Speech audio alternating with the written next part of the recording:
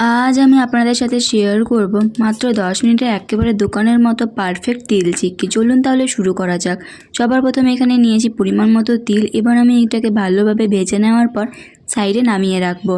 এবার আমি এর মধ্যে দিয়ে দিচ্ছি পরিমাণ মতো গুড়, সামান্য একটু জল। এটাকে ভালোভাবে জাল করে নেওয়ার পর জলের মধ্যে মিশ্রণটা দিয়ে দেখবো। যখন দেখবো এটা সম্পূর্ণ শক্ত হয়ে গেছে তখন এর মধ্যে তিলটাকে আস্তে আস্তে দেবো আর এইভাবে মিশিয়ে নেব। এই কাজটা কিন্তু তাড়াতাড়ি করে নিতে হবে। এবার গ্যাস অফ করে দিয়ে এটাকে নামিয়ে নেব।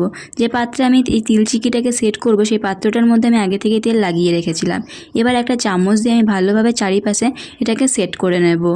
এবার আমি একটা চাকু দিয়ে এটাকে কেটে নেব পিস পিস করে। এটাকে কিন্তু সম্পূর্ণ ঠান্ডা হয়ে যাওয়ার পর আর কাটা যাবে না, তাই গরম থাকা অবস্থাতেই এটাকে কেটে নিতে হবে। এবার এটাকে আমি আধ ঘন্টার জন্য রেস্টে রেখে দেব। আধ ঘন্টা পর এটাকে আমি এইভাবে এবার আমি এগুলোকে ছাড়িয়ে নেব। খুব সহজেই তৈরি হয়ে গেল একেবারে দোকানের মতো তিল চিক্কি। অবশ্যই এরকমের নতুন রেসিপির আপডেট পাওয়ার জন্য চ্যানেলটিকে সাবস্ক্রাইব করতে ভুলবেন না।